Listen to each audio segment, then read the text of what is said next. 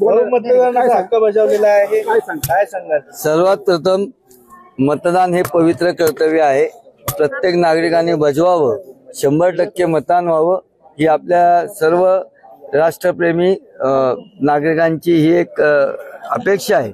त्याप्रमाणे उमेदवार असलो तरी आज मी मतदार आहे.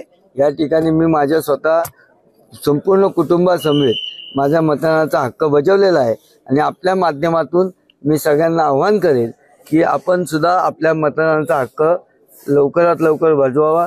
सकाळी 7 ते सायंकाळी 6 पर्यंत ही आपल्या मतदानाची वेळ आहे. आपण लवकरात लवकर येऊन मतदानाचा हक्क बजवावा. आज या ठिकाणी कसबा मतदारसंघात मी स्वतः उमेदवार आहे. मला सर्वांनी अनुक्रमांक 3 हेमंत नारायण रासने कमळ ह्या चिन्हासमोरील बटन दाबून मला मतरूपी आशीर्वाद द्यावा. मला 5 वर्ष आपले काम करण्याची संधी द्यावी. आणि मी त्या आपण दिलेल्या संधीचं मी नक्की सोनं करून दाखवेल असा विश्वास मी आपल्याला सर्व आपल्या माध्यमातून जनतेला देतो. पोटनिवडणुकीला 11,000 आणि मायनस, लोकसभेला 15,000चं मताधिक्य. आता काय?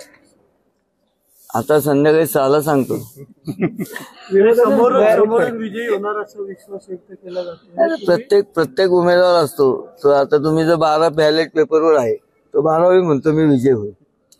तर त्यामुळे प्रत्येक उमेदवाराला त्याला त्याच्या पद्धतीने मी कुणावरही मी आजपर्यंत बोलणार नाही. माझी कामाची जी पद्धत आहे त्या कामाच्या पद्धतीनुसार मी माझं काम भरपूर केलेलं आहे. जनतेचा विश्वास संपादन केलेला आहे.